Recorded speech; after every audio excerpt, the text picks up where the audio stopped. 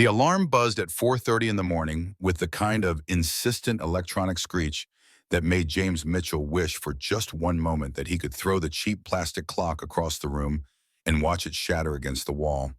But he didn't because the alarm had cost him $8 at the dollar store 3 years ago, and replacing it would mean $8 that couldn't go towards Sophie's school supplies, or the propane bill that was due next week, or the slow leak in the truck's radiator that he'd been patching with sealant for the past 6 months.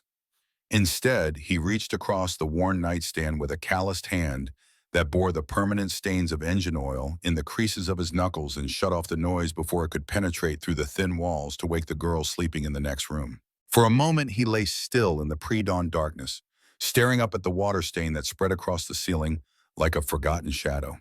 Its edges mapped in his memory from 1,000 mornings of studying its contours, while his body tried to convince his mind that staying horizontal was the only reasonable response to exhaustion that had accumulated over 40 years of living and 5 years of single parenthood.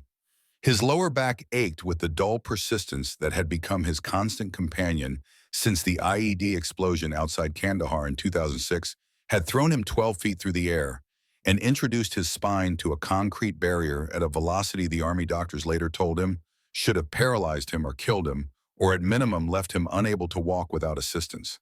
That he could walk at all was, they'd said, with the careful optimism of medical professionals who'd seen too many outcomes go the other way, something approaching miraculous. That walking hurt like hell every single morning was something they'd also mentioned, though, with less enthusiasm and more resigned sympathy that suggested pain was simply the price of survival. James swung his legs over the edge of the bed with the deliberate care of someone who'd learned through bitter experience that sudden movements at 4:30 in the morning were an excellent way to spend the rest of the day, with his back locked in spasms that made breathing feel like a competitive sport. His bare feet found the cold wooden floorboards, the farmhouse's heating system being one of many mechanical systems that worked just well enough to avoid complete failure, but not well enough to provide actual comfort, and he stood slowly, vertebrae by vertebrae, until he'd achieved something approximating upright posture. 40 wasn't old, not really. Not by the standards of a world where people routinely lived into their 80s with the assistance of modern medicine and retirement accounts, and all the other infrastructure of comfortable aging that James had stopped believing in somewhere around the time his wife's cancer had turned their savings into medical debt, and then her funeral had turned that debt into something that would outlive him. But some mornings like this one, when the Oregon rain hammered against the windows with the fury of a storm front that the Weather Service had been warning about for 3 days, 40 felt like 60 or 70 or 100 felt like carrying the accumulated weight of every choice he'd made and every choice that had been made for him and every piece of bad luck that had fallen on his head like the rain was falling on the roof right now. He moved through the hallway with the practiced silence of a father who'd learned that waking a 12-year-old at 4:30 meant dealing with a grumpy child for the rest of the day, and also with the practiced silence of a former Army Ranger who'd spent enough time on night patrols that moving quietly had become as natural as breathing. Each creak of the floorboards was familiar, mapped in his muscle memory, the way the water stain was mapped in his visual memory. The house itself remembering every footfall of every generation that had lived here. Going back to his great-grandfather, who'd built the place in 1947 with lumber from trees, he'd felt himself an optimism about the future that the Korean War would shortly temper, but not entirely extinguish. The kitchen greeted him with the faint smell of yesterday's coffee grounds and the fainter smell of the mice that lived in the walls despite his best efforts with traps and poison, and the cat he'd briefly considered adopting, before realizing that feeding a cat was just another expense he couldn't justify. Not enough coffee beans left in the canister for a full pot, but he'd stretch what he had the way he stretched everything in these days: the peanut butter, the bread, the paycheck, from the mechanic shop, the tips from the cafe, the patience he tried to maintain. When Sophie asked him why they couldn't afford the things her classmates had, the hope that someday things would get better, even though 5 years of evidence suggested that better was a destination that kept receding faster than he could approach it. On the counter sat his wallet, and its leather so worn and cracked that it looked like something that had been left out in the desert sun for a decade, which wasn't far from the truth, given that he'd bought it at a PX in Afghanistan back when he'd been 22, and stupid enough to think that military service was going to set him up for a comfortable civilian life. Inside the wallet were three $20 bills at 10 and a handful of ones that added up to maybe $6 if he counted carefully. Also inside was his driver's license, which needed renewing next month and would cost him $85 he didn't have, and a photograph that had faded over 5 years of being carried and looked at and carried some more, but which had never lost its meaning no matter how much the colors had leached away. Lauren's smile, caught in time by a camera phone at the county fair the summer before her diagnosis, looked back at him with the kind of unguarded joy that people only showed when they didn't know that death was already growing inside them. She'd been 32 in that photograph, 8 years younger than James was now, and she'd been holding a caramel apple and laughing at something Sophie had said, and the evening light had caught her hair in a way that made her look like she was glowing from within. James brushed his thumb gently across the image, a ritual he performed every morning before starting his day, and whispered the words he always whispered, even though he knew she couldn't hear them, and even though he sometimes wondered if talking to photographs was the first sign of losing his grip on sanity. Morning, love, another day, still here, still fighting. He tucked the photograph back into the wallet with the care of a soldier tucking a keepsake into a breast pocket before heading into battle, which was more or less how he thought about his days now. Each one a small war against circumstances that wanted to grind him down, each one requiring strategy and endurance and the willingness to take hits without falling apart. The wallet went into his back pocket where it would stay all day, a constant reminder pressed against his body of what he'd lost and what he was fighting to preserve. Breakfast preparation was an exercise in making nothing look like something. The loaf of bread in the plastic bag on the counter had 2 slices left that were still soft enough to eat without toasting, though the edges were getting that dry, crumbly quality that meant he'd need to buy another loaf tomorrow, and that meant $3.49 from a budget that couldn't really spare $3.49, but also couldn't let his daughter go to school without lunch. He spread the peanut butter thinner than the label recommended, thin enough that he could see the white bread underneath, and told himself that protein was protein regardless of how much of it you got per serving. An apple carefully selected from the bowl that held 4 apples and would need to hold apples until the next grocery trip went into the brown paper lunch sack. The last granola bar from a box he'd bought on sale 2 weeks ago joined the apple.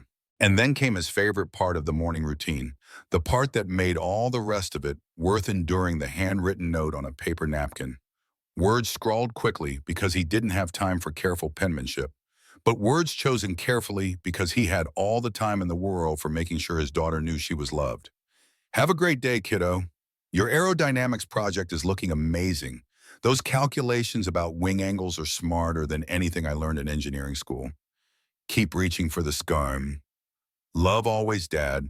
He folded the napkin with the same precision he brought to folding parachutes back when his life had depended on things being folded exactly right, and he slipped it into the lunch sack where Sophie would find it at noon when she was sitting in the cafeteria surrounded by kids who had lunch accounts and smartphones and parents who didn't have to choose between buying granola bars and fixing radiator leaks.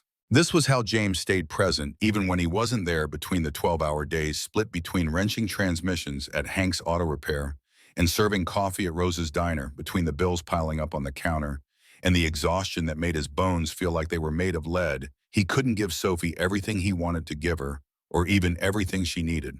But he could give her this. He could give her the certainty that every single day without fail her father was thinking about her and noticing what she was working on and believing in her even when the world seemed designed to make her feel small. He could give her words that said, "You matter, and you're brilliant, and I see you," in a world that mostly saw a poor kid from a falling down farmhouse on the edge of a dying town. And if that was all he could give her, then by God, he was going to give it perfectly.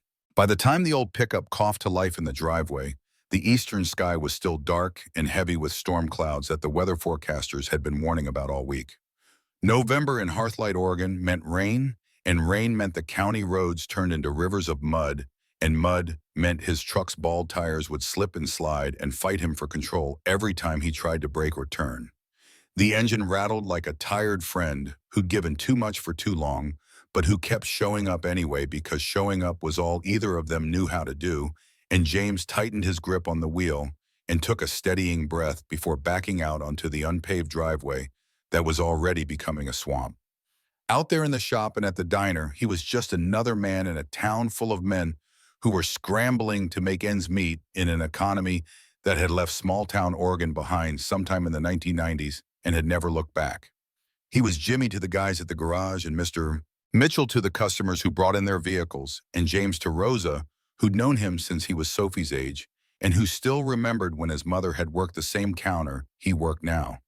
But here in this truck in the pre-dawn darkness, with the rain starting to fall and the radio playing country music at low volume, he was something more.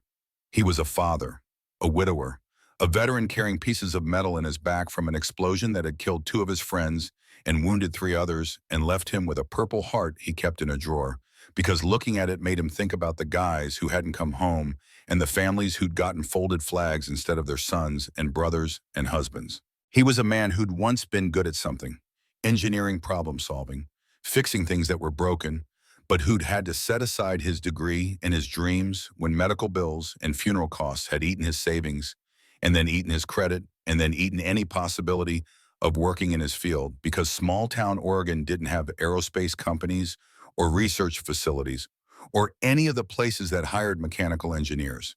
He was a man who measured his life in coffee grounds, stretched too thin, and peanut butter spread too sparse, and handwritten notes on napkins that cost a penny apiece. He was a man who loved his daughter more than his own life, and who would fight through any amount of pain or exhaustion or despair to make sure she had a chance at something better than what he had, even if better seemed like an impossible distance away. The drive to Hank's auto repair took 20 minutes on roads that were already slick with rain, past farms where families who'd been here for generations were slowly losing the fight against economics and weather and the general entropy that turned family businesses into foreclosure auctions. James knew most of these families had gone to school with their kids, had watched them struggle the same way he was struggling.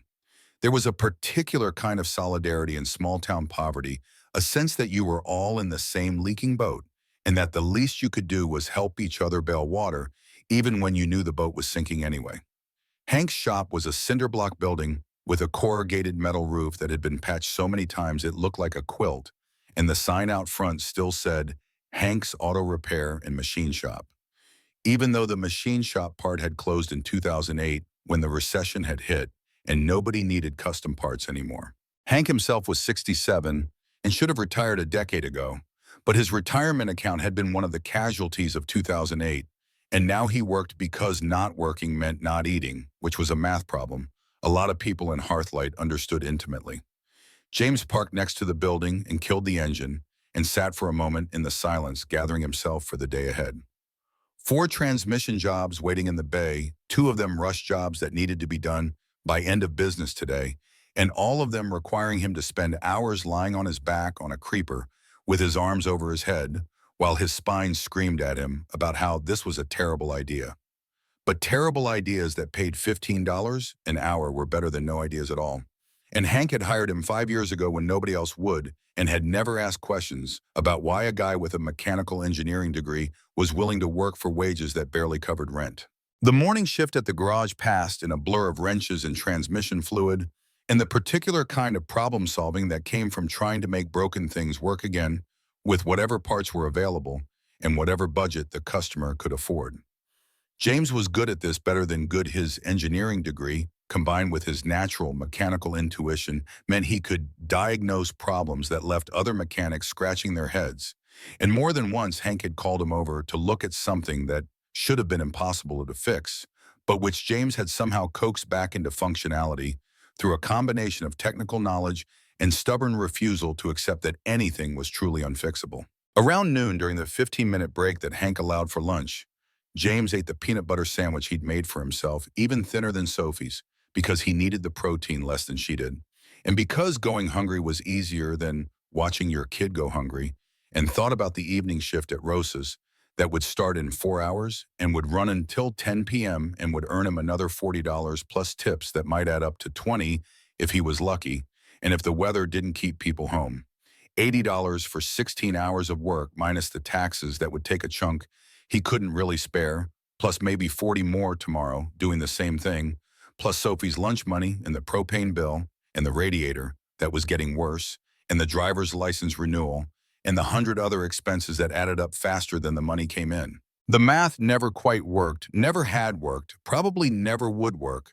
But James had gotten good at juggling numbers the way he'd gotten good at juggling broken transmissions and coffee orders, and the careful balance between keeping his daughter fed and keeping himself functional enough to work the hours required to keep his daughter fed. His phone buzzed in his pocket as he was finishing the sandwich, and he pulled it out, expecting a message from Sophie's school or from Rosa about his shift tonight. But instead it was a text from Mrs. Rosa Martinez, their neighbor who lived in the apartment next to theirs in the converted farmhouse that James rented for $900 a month because it was the cheapest place in Hearthlight that had 2 bedrooms and indoor plumbing that mostly worked. Sophie asked if she could stay at my place after school today. Working on science project. I said yes, but wanted you to know. Rosa James smiled despite the exhaustion that made his face feel heavy.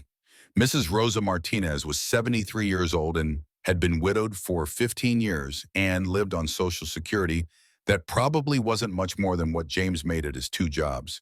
But she'd adopted him and Sophie as unofficial family from the moment they'd moved in 3 years ago. She watched Sophie when James's shifts ran late. She brought over food when she'd accidentally made too much. She offered advice about raising a daughter that James desperately needed because he'd never expected to do this alone and had no idea what he was doing most of the time. Thank you, Rosa. You're a lifesaver. I'll pick her up after my diner shift tonight. James, no rush, mijo. Take your time. Sophie is good company. Rosa, the afternoon at Hank's stretched into evening as the rush jobs took longer than expected, and the transmission on the second vehicle turned out to have problems beyond what the customer had described and what James had initially diagnosed. By the time he cleaned up and clocked out, it was already 5:30, and he had 30 minutes to get across town to Rosa's diner, where the evening shift started at 6 and where being late meant Rosa would give him that look of patient disappointment that somehow hurt worse than actual anger. He made it with 5 minutes to spare, pulling into the parking lot behind the diner, with his truck's engine making a new rattling sound that he added to the mental list of things that needed fixing as soon as he had time and money, which meant never. The diner was a long, narrow building that had been here since the 1950s and that still had the original chrome stools at the counter and the original red vinyl booths along the wall, though the vinyl had been patched so many times with duct tape that it looked like a map of some strange country where the borders were defined by tears in the fabric. Rosa Delgado was behind the counter when James came through the back door, and she looked up from the coffee she was pouring and gave him that smile that said she saw him trying and appreciated the effort even when the effort wasn't quite enough. She was 61 with gray hair pulled back in a bun and laugh lines around her eyes that came from 40 years of running a diner in a small town and dealing with the particular combination of joy and heartbreak that came from watching your community slowly crumble while you kept serving coffee and trying to make people feel like there was still something worth staying for. You look like hell, James. She didn't ask it, just stated it as fact. Long day. He tied the apron around his waist and checked the coffee station to see what needed refilling. Everything had turned out because the afternoon girl had apparently decided that restocking was optional. They're all long days for you. When's the last time you had a day off? James tried to remember and couldn't. March, maybe April. Sometime before summer, before Sophie's school had let out, and he'd had to figure out childcare for the weeks when Rosa Martinez wasn't available because she'd gone to visit her daughter in California. I'll take a day off when they start paying me to take days off.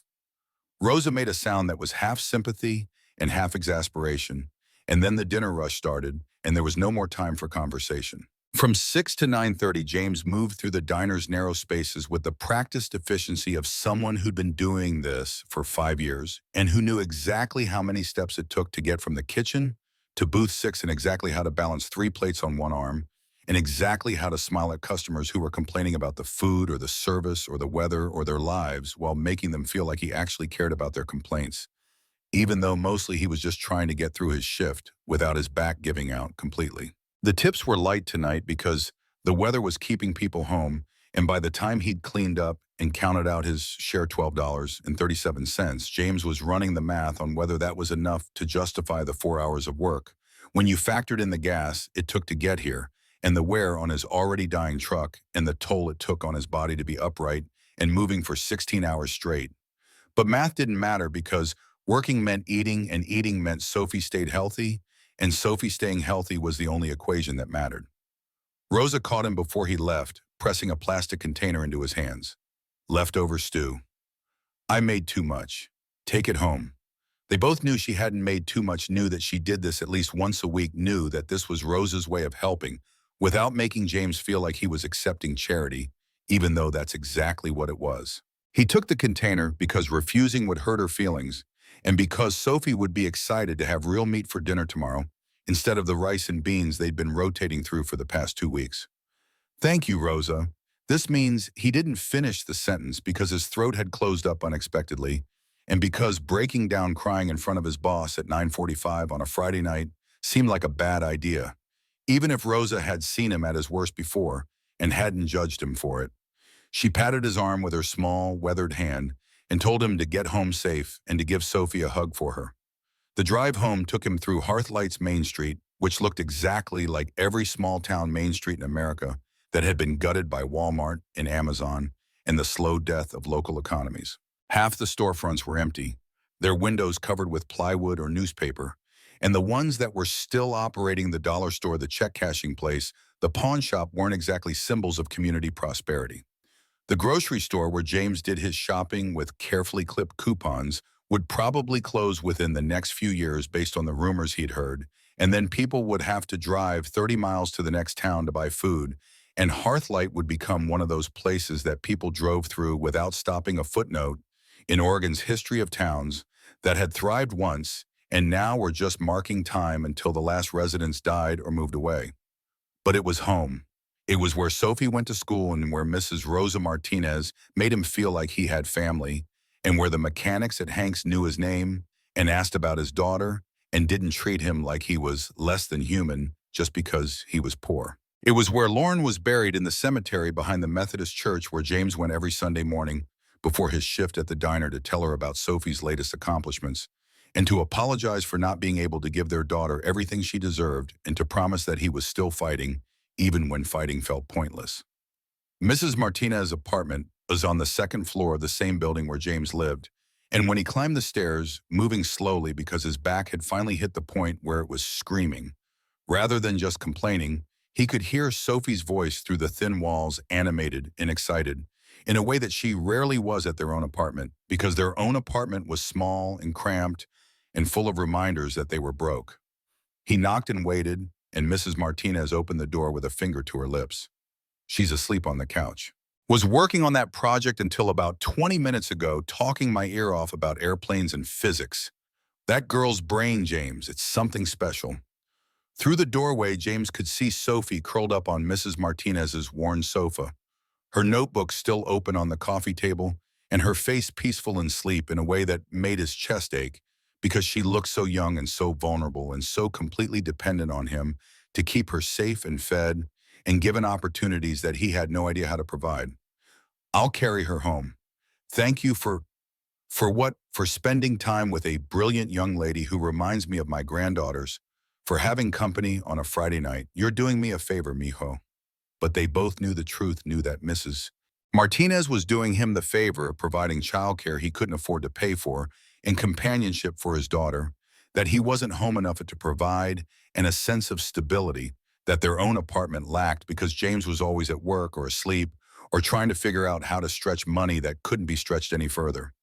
He gathered Sophie into his arms. She was getting bigger, 12 now, instead of the 7-year-old she'd been when Lauren died, and carrying her required effort that made his back protest. And Mrs. Martinez draped Sophie's jacket over her and told James to be careful on the stairs. The walk down the hallway to their own apartment was only 50 feet, but with Sophie's weight and his back's complaints, and the exhaustion that was making his legs feel like they were made of concrete, it felt like 50 miles. Inside their apartment, he laid Sophie gently on her bed and pulled the blankets up around her shoulders and stood for a moment just watching her breathe, watching the rise and fall of her chest and the way her eyelashes rested against her cheeks and the way her hand curled around the edge of the blanket with the unconscious trust of a child who believed her father would keep her safe no matter what. He had no idea if he could keep her safe, had no idea if the truck would last another 6 months, or if Hank's shop would stay open, or if Rosa's diner would survive, or if the apartment building's landlord would decide to raise the rent, or if any of the thousand other disasters waiting in the wings would finally be the one that broke them. But standing here in the darkness with his daughter sleeping peacefully, James made the same promise he made every night. Whatever it took, however hard he had to work, however much pain he had to endure, he would keep fighting for her future. Even if that future seemed impossible, even if the math never worked out, even if he was so tired that his bones felt like they were dissolving, he would keep fighting because that's what fathers did, especially fathers who'd made a promise to a dying wife that their daughter would have every opportunity to fly as high as her brilliant mind could take her. James kissed Sophie's forehead gently and whispered the words he always whispered, "Love you, kiddo. Tomorrow's a new day." Then he stumbled to his own room and collapsed onto the bed without undressing, because undressing required energy he'd used up somewhere around hour 14 of his 16-hour day, and sleep took him under like a wave. 200 miles west in Portland, in a glass tower that rose 40 stories above the Willamette River and cost more per square foot than James Mitchell's entire farmhouse was worth, Catherine. Sterling stood at the floor-to-ceiling windows of her corner office and watched the storm clouds gathering over the city. At 38, she was the founder and CEO of Horizon Technologies, a company she'd built from nothing 15 years ago with $5,000 in savings and an idea about neural interfaces that everyone had told her was impossible. The company was now valued at $30 billion. Its Phoenix System neural interface had the potential to change the lives of millions of people with paralysis or motor impairments. Catherine herself was worth, according to the most recent Forbes estimate, somewhere around $8 billion personally, though the number fluctuated based on stock prices and market conditions, and 1,000 other factors that had stopped mattering to her sometime around the point where she'd realized that having money couldn't buy health. The office around her was a temple to success rendered in glass and steel and minimalist furniture that had been selected by an interior designer who charged more for a consultation than James Mitchell made in a year. The walls were covered in awards and framed magazine covers and photographs of Catherine with presidents and tech billionaires and Nobel laureates. Her desk was a slab of reclaimed wood that had cost $40,000 and held 3 computer monitors that gave her real-time access to every aspect of Horizon's operations across 12 countries. The view from her windows encompassed the river and the bridges and the mountains beyond, a vista that real estate agents described as priceless, and that Catherine barely noticed anymore because views didn't matter when you spent most of your time looking at screens or fighting your own body's betrayal. Her right hand trembled slightly as she reached for the coffee cup on her desk, and she watched the tremor with the clinical detachment of someone who'd spent 3 years studying her own symptoms the way she'd once studied engineering problems. Early onset Parkinson's disease diagnosed 3 years ago when she was 35, and at the absolute peak of her career, launching Horizon's first major product and being featured in Time magazine as one of the 100 most influential people in technology. The neurologist had been kind but direct. This was progressive degenerative, currently manageable with medication, but eventually not manageable, eventually debilitating, eventually the kind of disease that stole your ability to walk and speak and feed yourself and left you trapped in a body that had become a prison. There were treatments, the neurologist had said. There were medications and therapies and experimental procedures. There was hope, carefully qualified, hope, the kind of hope that medical professionals offered when they knew the odds were bad but didn't want to completely destroy their patient's will to keep fighting. Catherine had listened to all of this with the same focused intensity she brought to board meetings and investor presentations. And then she'd gone back to her office and done what she always did when faced with a problem that seemed insurmountable. She decided to engineer a solution. The Phoenix System neural interface hadn't started as a solution to her own problems. The initial research had been about helping people with spinal cord injuries and ALS and other conditions that left the mind intact but the body unable to respond to the mind's commands. But somewhere during the development process, as Catherine's own tremors had gotten worse and her own future had become increasingly uncertain, the project had become personal in a way that she'd never admitted to anyone except her assistant Daniel and the lead engineer, Dr. Patricia Reeves. If she could build a system that would let people control computers and robotic limbs and communication devices with nothing but their thoughts and the smallest movements their bodies could still make, then maybe when her own Parkinson's progressed to the point where she couldn't type or write or speak clearly, she'd still be able to work and communicate and maintain some measure of control over her existence. It was, she knew, a form of denial. The Phoenix system wasn't a cure. It was a workaround, a technological accommodation, a way of postponing the inevitable rather than preventing it. But postponing was better than surrendering, and Catherine had never been good at surrender. Her assistant's voice came through the intercom crisp and professional. "Ms. Sterling, the board is ready for you." Catherine straightened her shoulders and slipped the mask of confidence back into place. The mask she wore in public that hid the tremors and the fear, and the nights when she lay awake wondering if she'd live long enough to see the Phoenix system actually help people, or if she'd become one of its patients before it was ready for clinical trials. She gathered her tablet, the only device that contained the most sensitive blueprints and research data for Phoenix encrypted beyond anything that commercial security could break, and walked toward the conference room, where 12 directors sat waiting to judge whether her latest quarterly projections justified their continued investment.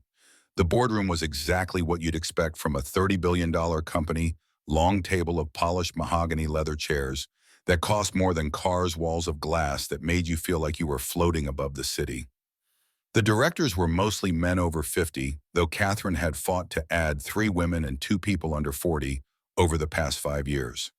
They wore suits that whispered money and carried tablets that whispered power and had expressions that whispered skepticism about whether a woman who'd inherited nothing except ambition from her immigrant parents could really sustain the success she'd built. Catherine had learned to ignore the whispers, or rather she'd learned to use them as fuel, converting doubt into determination and condescension into competitive fire. She'd spent 15 years proving to rooms full of powerful men that she belonged at the head of the table, and she'd do it for another 15 or 50 or however long it took until they finally accepted that she wasn't an anomaly or an outlier, but simply someone who was better at this than they were. The presentation she gave over the next hour touched on quarterly earnings and market projections and the timeline for Phoenix Systems clinical trials in the competitive landscape, and a dozen other topics that board members needed to hear in order to feel confident that their investments were being managed competently. Catherine spoke with calm precision, her voice never wavering. Her data meticulously organized, her responses to questions demonstrating the kind of detailed knowledge that came from being personally involved in every aspect of the company rather than just sitting in an office delegating to subordinates. But halfway through the presentation, when she was discussing the planned demonstration for investors in Oregon next week, the chairman of the board, Gerald Whitmore, 67, old money from California, skeptical of tech companies in general, and female CEOs in particular, interrupted with the kind of question that wasn't really a question, so much as a thinly veiled criticism wrapped in concern. "Catherine, I notice you're planning to pilot yourself to the Oregon meetings. The forecast is calling for severe storms all week. Perhaps it would be prudent to hire a professional crew or reschedule for when conditions are more favorable." The implication was clear. You're taking unnecessary risks. You're letting your personal preferences override good business sense. You're not exercising the kind of cautious judgment we expect from someone running a $30 billion company. Catherine had heard variations of this criticism for 15 years, always delivered in tones that suggested the speaker was just trying to help, just offering friendly advice, just expressing reasonable concern rather than reinforcing the subtle message that women couldn't be trusted to make rational decisions about risk. She met Whitmore's eyes and held them while she delivered her response with the kind of measured calm that she'd perfected for exactly these moments. "I appreciate your concern, Gerald. However, I've been flying since I was 16. I have over 2,000 hours in the air, including extensive instrument training for adverse weather conditions. The forecast is concerning but manageable for someone with my experience, and rescheduling would cost us critical momentum with investors who've already arranged their schedules around next week's demonstration. I'll be monitoring conditions closely and will make whatever adjustments are necessary to ensure safety, but I'm confident the flight is within acceptable risk parameters." What she didn't say, what she never said in these meetings, was that flying was one of the few activities where the Parkinsons didn't matter yet, where her hands on the controls and her mind focused on navigation and her body pressed back into the pilot seat by acceleration made her feel like herself rather than like someone slowly being erased by a malfunctioning nervous system. What she didn't say was that the cockpit was one of the last places where she felt completely in control of her life, and giving that up because some old man thought women couldn't handle storms felt like surrendering more than just a flight plan. Whitmore looked like he wanted to press the point, but the other board members were already moving on to the next agenda item, and the moment passed. The rest of the meeting proceeded without incident, and by the time Catherine returned to her office 90 minutes later, she'd successfully defended her quarterly numbers and her Phoenix timeline, and her right to fly her own plane through weather that might or might not be as bad as the forecast predicted. Daniel was waiting in her office with the afternoon schedule and a concerned expression that suggested he'd heard about the flight plan discussion and had opinions he wanted to share. Catherine forestalled him by holding up one hand. I know what you're going to say. The answer is no. I'm flying myself to Oregon on Thursday. The Phoenix demonstration is happening Friday morning, and I'll be back in Portland by Friday night. If the weather is genuinely dangerous, I'll file an alternate route or reschedule, but I'm not hiring a crew and I'm not canceling the demonstration because Gerald Whitmore thinks women shouldn't fly in storms. Daniel Chen was 32, brilliant, loyal, and one of exactly 3 people at Horizon who knew about Catherine's Parkinson's diagnosis. He'd been her first hire when she'd started the company and had stayed through every crisis and near bankruptcy and breakthrough that had marked their path from startup to empire.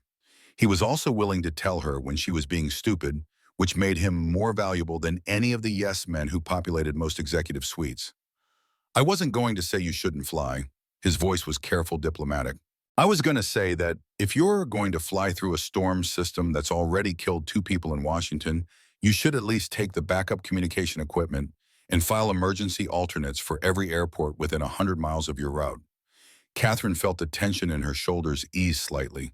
This was why Daniel was irreplaceable. He knew when to push and when to support, and when to find the middle ground between her stubbornness and his concern. Already done. I filed the flight plan this morning with 3 alternates, and I'm taking the full emergency kit, including the satellite beacon and the survival gear. I'm careful, Daniel. I'm just not going to be prevented from doing something I'm qualified to do because people make assumptions about my capabilities based on my gender.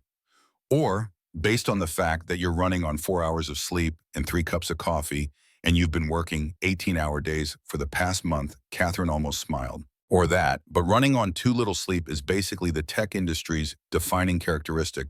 So if that disqualified people from flying planes, half of Silicon Valley would be grounded. They reviewed the rest of the afternoon's business calls with investors' updates from the engineering team, revisions to the Phoenix demonstration script, and then Daniel left her alone in her office where she stood once more at the windows watching the storm clouds build over the mountains. Her phone buzzed with a text from her grandfather, the only family she had left since her father had died in a car accident 15 years ago, and her mother had followed him 2 years later, lost to the grief that sometimes killed as surely as any disease. Xiao Yun, be careful flying in this weather. Your Ye worries about you. Grandfather Catherine smiled at the screen. Her grandfather still called her by her Chinese name, Xiao Yun Little Cloud, the name her father had given her before deciding that Catherine would be easier for American teachers to pronounce. At 87, he was the last connection to her parents and to the electronics repair shop they'd run in Portland's Chinatown before her father had saved enough to send her to MIT, and before the car accident had ended, his dreams of seeing his daughter become an engineer. I'll be careful, Ye. Promise. Love you, Catherine. She set the phone down and returned to work, reviewing the Phoenix system specifications for the 100th time, looking for weaknesses or failure points, or anything that could go wrong during Friday's demonstration in front of investors who were expecting perfection. The system was elegant in its complexity. Neural sensors that could detect the faintest electrical signals from the brain machine learning algorithms that could translate those signals into commands for external devices. Interfaces that required nothing more than thought and the tiniest movement of an eye or a finger to control computers and robotic arms and communication systems. For people whose bodies had betrayed them, Phoenix meant independence. It meant the ability to work and create and communicate without depending on caregivers to interpret their needs. It meant dignity and autonomy and the possibility of building lives that weren't defined entirely by medical limitations. And for Catherine, if she was honest with herself, in the moments when the mask of CEO confidence slipped, it meant hope. Hope that when her own body's betrayal reached the point where she couldn't type or write or speak without effort, she'd still have a way to work and lead and contribute rather than being forced into retirement by a disease that was stealing her future one tremor at a time. The evening passed in the familiar rhythm of work and occasional breaks to take medication or stretch or stand at the windows and watch the city lights reflect off the river. By 10 p.m., Catherine was alone in the office tower, the cleaning crew having finished hours ago, the security guard downstairs having checked in via intercom to make sure she knew she was the last person in the building. She should go home to the penthouse apartment that overlooked the river and cost more per month than most people in Oregon made in a year. She should sleep, should eat something more substantial than the protein bar she'd had for dinner, should take care of herself the way the neurologist kept telling her to take care of herself because stress made the Parkinson's worse and exhaustion made everything worse, and she was going to burn out if she didn't learn to maintain some kind of balance. But balance felt like surrender, felt like admitting that she couldn't do everything she'd always done, felt like the first step on a path that led to disability and dependence and all the things she'd spent 3 years running from. So instead of going home, Catherine pulled up the Phoenix system specifications one more time and lost herself in the beautiful complexity of engineering problems that had clear solutions, unlike the biological problem that was slowly destroying her nervous system and that no amount of brilliance or determination could solve. Thursday morning arrived with rain that had been falling since midnight and showed no signs of stopping. Catherine woke at 5 a.m. in her apartment, showered, dressed in the kind of practical clothing that worked for flying jeans, sweater, leather, jacket, and stood in front of her bedroom mirror, examining her reflection with the critical eye she'd learned to bring to everything in her life. The face looking back at her was still recognizably the same face that had been photographed for magazine covers and investor presentations, but there were differences that only she noticed. The slight hollowing under her cheekbones from weight she'd lost, because medication sometimes made eating feel like a chore. The tightness around her eyes from nights when sleep came late, or not at all, the careful way she held her hands to minimize the visible tremor that she'd gotten better at hiding, but never better at accepting. She took her morning medication with water from the kitchen tap and ate a protein bar that tasted like cardboard because everything tasted like cardboard when you ate it purely as fuel rather than pleasure.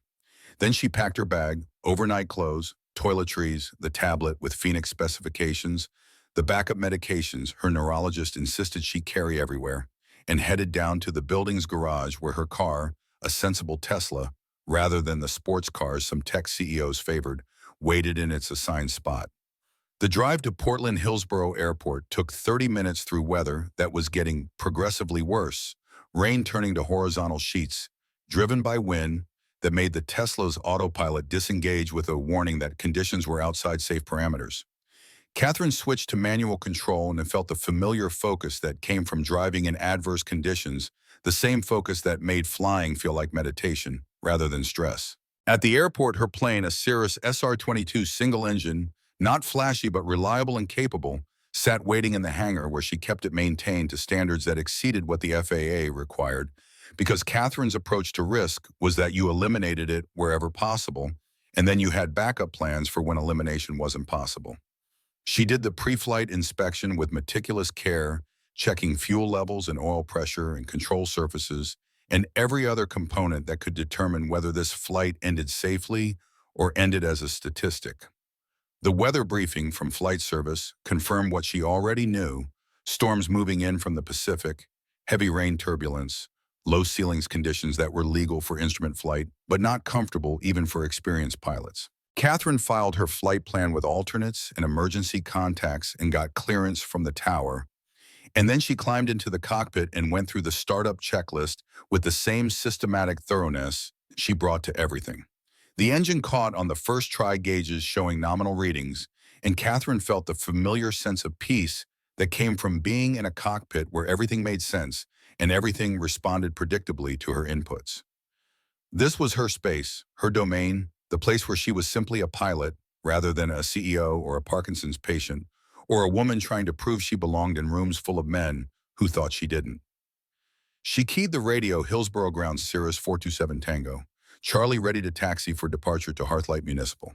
The tower came back with taxi instructions and a warning about conditions deteriorating along her route, and Catherine acknowledged and began the careful process of taxiing through rain that was heavy enough to reduce visibility even on the ground. At the runway, she waited for clearance and used the time to go through her mental checklist one more time, confirming that everything was ready and that she'd accounted for every variable she could account for. The tower cleared her for takeoff, and Catherine pushed the throttle forward, feeling the acceleration press her back into the seat, feeling the wheels leave the ground, feeling the moment of transition from earthbound to airborne that never got old, no matter how many times she experienced it. The cirrus climbed into clouds that turned the world into gray nothing, and Catherine switched her focus to instruments and navigation as the ground disappeared below and the sky disappeared above, and she entered the strange, suspended existence of instrument flight, where the only reality was what the gauges told you, and trusting those gauges was the difference between life and death. The flight plan called for 90 minutes to reach Hearthlight, a small farming community in eastern Oregon, where the investors she was meeting owned agricultural businesses and wanted to see how Phoenix could help farm workers who'd been injured in accidents that left them with limited mobility. It was exactly the kind of demonstration that could generate the emotional response investors needed to commit serious money, exactly the kind of story that could help Phoenix move from prototype to product. But 20 minutes into the flight, the weather that had been bad became worse. Turbulence that made the cirrus buck and roll, rain so heavy it overwhelmed the de-icing systems, wind that pushed her off course and required constant corrections to maintain heading. Catherine's hands were steady on the controls. This was what training was for, what experience prepared you for, but some part of her mind was tracking the deterioration and calculating whether continuing was prudent or whether the prudent choice was to divert to one of her alternates. 40 minutes into the flight, the decision was made for her when the engine began running rough. Not failing, not yet, but stumbling in a way that meant something was wrong with fuel delivery or ignition, and that continuing toward Hearthlight was no longer a question of comfort, but a question of whether she'd make it at all. Catherine keyed the radio, Portland Center, Cirrus 427 Tango. Charlie, I'm experiencing engine roughness and need to divert to nearest suitable airport. The controller came back immediately, professional concern in his voice. 7 Tango Charlie, understand engine problems. Nearest suitable is Hearthlight Municipal, 30 miles at your 2 o'clock. Advise if you need emergency services, standing by. Negative on emergency services at this time. Just precautionary diversion due to rough running. Catherine's voice was calm because panic in the cockpit killed people, and calm helped you think through problems systematically. She adjusted her heading toward Hearthlight and began descending out of the clouds, trying to keep the engine running smoothly, trying to maintain altitude, trying to calculate whether 30 miles was too far, if the engine quit entirely because 30 miles was a long glide in a single-engine aircraft, and the terrain below was farmland, with not many good options for emergency landing sites. The engine stumbled, again coughed, and Catherine's training took over completely. She set up for best glide speed, picked out potential landing sites, mentally rehearsed the emergency procedures she'd practiced hundreds of times in simulators, but never in actual flight. The clouds below were breaking up enough that she could see the ground, now fields and forests, and the occasional farm building, but visibility was still terrible and the rain was still heavy, and her options were narrowing rapidly. 5 miles from Hearthlight, the engine quit entirely. No warning, no gradual failure, just a sudden silence that was one of the most terrifying sounds a pilot could experience. Catherine's hands moved automatically through the restart procedure, fuel selector, mixture, magnetos, primer, but the engine refused to restart, and she was now committed to landing somewhere in the next 3 minutes, whether she wanted to or not. She spotted a field that looked relatively flat, oriented herself to use what little wind advantage she could get, and began the approach that was less an approach and more than a controlled descent toward impact. Her hands weren't shaking. Her mind was clear. This was what training was for. This was what all those hours in simulators and practicing emergency procedures had prepared her for. The Cirrus touched down in the field doing 70 knots, which was too fast but unavoidable, and immediately the wheels hit mud that grabbed them and tried to flip the aircraft. Catherine fought the controls, trying to keep the wings level, trying to prevent a cartwheel that would kill her instantly. The landing gear collapsed, the nose dug into mud, and suddenly the aircraft was spinning and sliding and tearing itself apart around her. The impact was something solid, a rock, a fence post. Something that was stronger than the Cirrus's aluminum structure brought the spin to a sudden stop and brought Catherine's head forward into the instrument panel despite the seatbelt. Pain exploded across her forehead. Her right arm bent at an angle that arms weren't supposed to bend. And then she was just sitting in the wreckage, dazed, bleeding alive, against odds that had not been in her favor. Smoke was rising from the engine compartment. Bad. Very bad. Smoke meant fire, and fire meant explosion, and explosion meant she had maybe 60 seconds to get out if she could move, and maybe less if she couldn't. Catherine tried the door, but it was jammed, twisted metal holding it shut, and her right arm wasn't working properly, and she couldn't get enough leverage to force it open. She was going to die here. After everything, building a company, from nothing, fighting Parkinson's, refusing to give up or give in, she was going to die in a cornfield because she couldn't open a door, and because fire was coming, and because sometimes you did everything right and it still wasn't enough. Through the rain-streaked windscreen, she saw lights approaching, vehicle lights, someone coming toward the wreckage. Her last thought before consciousness started to fade was absurd hope that whoever was coming would get there in time, combined with resignation that they probably wouldn't because fire didn't care about hope, and physics didn't care about determination, and death came when it came regardless of whether you were ready. Then everything went dark. James Mitchell was halfway through the drive home from Rose's diner when the sky decided to stop threatening and start delivering. Rain that had been falling steadily all evening suddenly intensified into sheets of water, driven sideways by wind that made his truck shake and fishtail on the muddy county road. He slowed to 30 miles per hour, then 20, then 15, because visibility had dropped to almost nothing, and because dying in a ditch because you were too stubborn to drive carefully seemed like a particularly stupid way to leave Sophie orphaned. The wipers thrashed back and forth with manic urgency, but never quite managed to clear the windshield before the next wave of rain obscured everything again. Lightning split the darkness with frequency that suggested the storm was directly overhead, and each flash illuminated the familiar landscape in stark white relief cornfields that belonged to the Hendersons' pasture land that used to be productive before the Johnsons lost their dairy operation, the old Miller property that had been abandoned for 3 years since the bank foreclosed. He was thinking about whether the propane tank at home had enough fuel to keep the heat running through the weekend when the lightning revealed something that didn't belong in the landscape.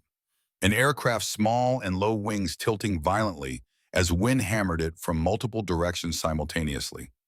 James's brain took a second to process what his eyes were seeing because small planes didn't fly in storms like this, didn't fly this low, unless something had gone catastrophically wrong, didn't belong in the sky above Hearthlight on a Thursday night when any sane pilot would have stayed grounded. Then the plane's engine coughed, a sound he could hear even through the truck's cab in the storm's fury, and James understood with the crystalline clarity that came from 10 years of military training that he was about to witness a crash. And that witness was probably all he could do because you couldn't stop a falling aircraft any more than you could stop gravity or time or any of the other forces that killed people without caring about their plans or dreams or the families waiting for them to come home.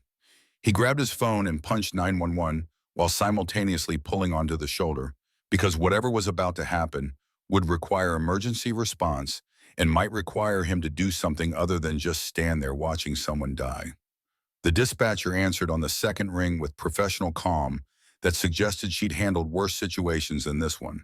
"This is James Mitchell calling from County Road 27 near the old Miller property. There's a small aircraft in distress. Looks like engine failure coming down fast in the fields just north of my position." His voice was steady because Army Rangers didn't panic in emergencies, because panic made you stupid, and stupid made you dead because somewhere in the past 15 years, between Kandahar and Hearthlight, he'd learned to compress fear into a manageable box that could be opened later when there wasn't someone's life depending on whether you kept your head together. The dispatcher was asking questions: what type of aircraft, how many people on board, exact location. But James was already out of the truck and running toward where the plane had disappeared below the tree line because the dispatcher's questions weren't going to help whoever was in that cockpit. And running might, even though running through a cornfield in a thunderstorm toward a crash site was objectively insane by any reasonable standard. The sound when the plane hit the ground was wrong in ways that made James's stomach clench. Metal and earth combining into a noise that spoke of impact forces measured in G-forces that human bodies weren't designed to survive. Then came the secondary sound of something structural, failing wings tearing away from fuselage, and then the whoomph of fuel igniting, because of course there was fire, because crashes in movies always had fire, and apparently crashes in real life did too. James vaulted a fence that separated the road from the Hendersons' cornfield, and his back screamed at him about how this was a terrible idea, but he ignored it because his back screamed at him about everything, and right now someone was burning to death unless he got there fast enough to matter. The mud grabbed at his boots with each step, trying to slow him down, trying to make him reconsider this impulse toward heroism that was probably going to get him killed or, at minimum, seriously injured. Through the rain and darkness, he could see flames licking at wreckage that had torn a gash through standing corn, and the smell of burning aviation fuel mixed with smoke created the particular scent of disaster that James remembered from Iraq when helicopters had crashed and burned, and people had screamed until they couldn't scream anymore. He pushed the memory down because memories didn't help, and being present helped, and right now present meant getting to that cockpit before the fire spread from engine to passenger compartment. The aircraft had broken apart on impact, the nose crumpled and twisted, the wings separated, and lying in pieces across 50 yards of devastated field. But the fuselage was intact enough that James could see movement inside the cockpit, someone alive and trying to get free from wreckage that had become a trap. He reached the door and grabbed the handle, but it didn't budge, bent metal, holding it closed with the grip of something that physics said wasn't moving without leverage and tools that James didn't have. He braced his feet in mud that came up to his ankles and pulled with strength that came from desperation more than muscle, and the door gave maybe an inch before stopping again. Inside the cockpit, he could see a woman slumped against restraints, blood on her face, eyes closed. And the fire was spreading faster now because fuel was everywhere, and fire didn't care about James's determination or the woman's need to survive or anything except consuming whatever it could reach. "Can you hear me?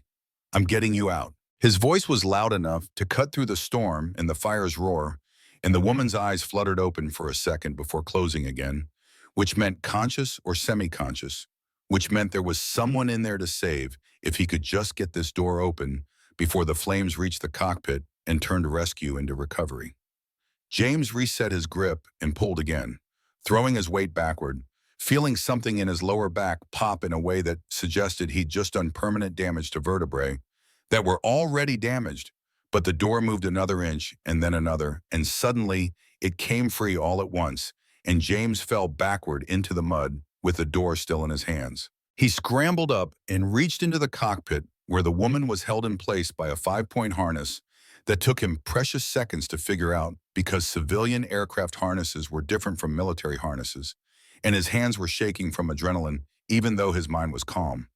The release clicked, and the woman fell forward, and James caught her one arm under her knees and the other behind her back in the classic carry that soldiers learned for evacuating wounded and that he hadn't used in 14 years, but which apparently was one of those skills that muscle memory never forgot. She was lighter than he expected, fragile in his arms despite the leather jacket and the competence that flying an aircraft implied, and her right arm was bent at an angle that made James's combat medic training scream at him about compound fractures and nerve damage, and all the ways that injuries led to permanent disability. But none of that mattered as much as the fact that flames were now visible through the cockpit glass and that he needed to get distance between them and the aircraft before the fuel tank went up and turned this rescue into a suicide mission. He staggered backward, through the mud, each step an effort because the woman's weight combined with his own exhaustion, combined with terrain that wanted to swallow his feet, made movement feel like wading through concrete. Behind him, the fire intensified with a sound like an angry beast waking up, and James's military training was screaming at him to move faster. Get more distance because fuel tanks didn't burn indefinitely before exploding, and when they exploded, the shrapnel and fireball and pressure wave didn't discriminate between rescuer and victim. The explosion when it came was exactly as loud and violent as James had feared, heat slamming into his back with force that knocked him forward off his feet. He twisted as he fell, using his body to shield the woman he was carrying, hitting the ground with his shoulder and hip, while keeping her above the mud and protected from impact. Debris rained down around them, pieces of metal and plastic and composite materials that had been aircraft components seconds ago and were now just dangerous projectiles obeying gravity's commands. James curled himself around the woman and waited for the debris storm to pass, feeling impacts against his back and legs, but nothing that felt like it had penetrated deeply enough to be immediately lethal. When the rain of wreckage finally stopped, he checked her breathing and found it shallow, but present, checked her pulse and found it rapid but steady, and felt relief flood through him with intensity that made his hands shake because she was alive. And he'd gotten her out, and maybe this time he'd saved someone instead of just watching them die. The walk back to the farmhouse took 15 minutes that felt like 15 hours, James carrying the unconscious woman through rain that had somehow gotten heavier through mud, that grabbed at his boots with each step through darkness, that was broken only by lightning that showed him terrain he knew by heart, but which looked alien and threatening in the storm. His back was sending signals that suggested he'd torn muscles, or damaged discs, or done something that was going to require medical attention he couldn't afford. But pain was just information. And right now, the information that mattered was that each step forward was a step towards shelter and help. The farmhouse lights were visible from half a mile away, yellow rectangles in the darkness that meant home and safety and the end of this particular crisis. James adjusted his grip on the woman. His arms were cramping from holding her weight for this long, and pushed through the last section of field that separated him from the house where Sophie and Mrs. Martinez would be waiting, and where he could finally stop moving and let someone else take over the burden of keeping this stranger alive. The porch steps were slick with rain, and James took them carefully because falling now, after making it this far, would be the kind of stupid tragedy that got written up in local newspapers as cautionary tales. The door opened before he reached it. Sophie standing there with eyes wide and scared, in a way that made James's heart clench, because 12-year-olds shouldn't have to see their fathers looking like drowned rats carrying unconscious women through thunderstorms. "Dad, what happened?" Her voice cracked on the last word, and James wanted to stop and hug her and reassure her that everything was going to be fine. But his arms were giving out, and the woman was slipping, and he needed to get inside before he dropped her. "Plane crash in the field. Call 911 again. Tell them we have the pilot, and she needs help right away." Sophie disappeared toward the phone while Mrs. Martinez materialized from the kitchen with the expression of someone who'd seen enough emergencies in 73 years that one more wasn't going to break her composure. She helped James clear the couch in the living room, throwing quilts down to protect against mud and blood, and together they lowered the woman onto cushions that sagged under her weight. The fire in the wood stove was burning low but steady, providing warmth that the woman desperately needed because her skin was cold to the touch, in a way that suggested shock or hypothermia or both. James went through the assessment procedures that Army medic training had drilled into him until they were automatic airway, clear breathing present, circulation adequate but rapid. Obvious injuries included head trauma and what looked like a badly broken right arm, and probably internal injuries. He couldn't assess without equipment he didn't have. Mrs. Martinez appeared beside him with towels and the battered first aid kit that James kept in the bathroom and had used more times than he wanted to remember for Sophie's scraped knees and his own various injuries. He cleaned the wound on the woman's forehead with antiseptic that made her stir, but not wake, revealing a gash that probably needed stitches, but which James closed with butterfly bandages because stitches required doctors and doctors required ambulances that apparently weren't coming anytime soon based on what Sophie was reporting from her phone conversation with dispatch. They said the storm has everything backed up. Ambulances are dealing with accidents all over the county. Might be hours before they can get here. Sophie's voice was small and scared, and James looked up from bandaging to meet his daughter's eyes and tried to project calm he didn't feel. "Then we do what we can until help arrives. You did good calling them, kiddo. Now I need you to be brave a little longer, okay?" The woman's arm required more care than James was qualified to provide, but he did what he could, straightening it gently, immobilizing it with a splint made from a broken yardstick and an old elastic bandage, trying not to cause more damage while preventing the damage that was already done from getting worse. The whole time he worked, he was conscious of Sophie watching from the doorway, learning lessons about emergency response and keeping calm under pressure and doing what needed to be done, even when you were scared, lessons that James had never wanted to teach her, but which life seemed determined to provide anyway. By midnight, the woman was stable enough that James felt comfortable sitting back and taking stock of his own condition, which turned out to be worse than he'd thought while adrenaline was masking the damage. His back was locked up in spasms that made breathing difficult, his shoulder had a deep bruise from hitting the ground during the explosion, and his hands were shaking with exhaustion that had nothing to do with physical exertion and everything to do with the emotional toll of pulling someone out of burning wreckage. Miss Martinez made coffee that was stronger than anything Rosa served at the diner, and James drank it while watching the woman sleep and wondering who she was and why she'd been flying in conditions that had nearly killed her and whether she had family somewhere who were worried about her disappearance. The wallet in her jacket pocket would have answered some of those questions, but going through her belongings while she was unconscious felt like a violation of privacy that James wasn't willing to commit even for the sake of information. Sophie eventually fell asleep in the armchair that had been her mother's favorite spot for reading her notebook, still open on her lap, to sketches of aircraft that looked eerily similar to the wreckage burning in the Henderson's field right now. Mrs. Martinez dozed beside her with rosary beads moving slowly through her fingers in prayers that James hoped were being heard by someone or something that had the power to make any of this turn out better than it currently looked like it was going to turn out. And James sat vigil through the small hours of Friday morning, watching the woman breathe and adjusting her blankets when she shivered and thinking about how life could change in seconds. How you could be flying through a storm one moment and lying unconscious on a stranger's couch the next. How the distance between being alive and being dead was sometimes just a matter of whether someone happened to be driving past at the right moment and was stupid enough or brave enough or crazy enough to run toward fire instead of away from it. Sometime around 3 a.m., the woman stirred eyelids fluttering open to reveal dark eyes that were unfocused with pain and confusion. She tried to sit up, but James leaned forward and put a gentle hand on her shoulder. "You're safe. Your plane went down, but you're alive, and you're in my home. Just stay still and let your body rest." Her lips moved and sound came out, but it was too quiet for James to understand, so he leaned closer until he could hear her whisper with urgency that suggested whatever she was trying to say mattered more than her obvious pain.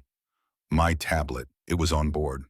The words didn't make immediate sense to James, who cared about tablets, when you just survived a plane crash, but the intensity in her eyes suggested it mattered to her in ways he couldn't understand and might not be able to fix, because if the tablet had been on board, then the tablet was currently ash and melted plastic somewhere in the wreckage. "I'll look for it when it's light. Right now you need to rest and let your injuries heal."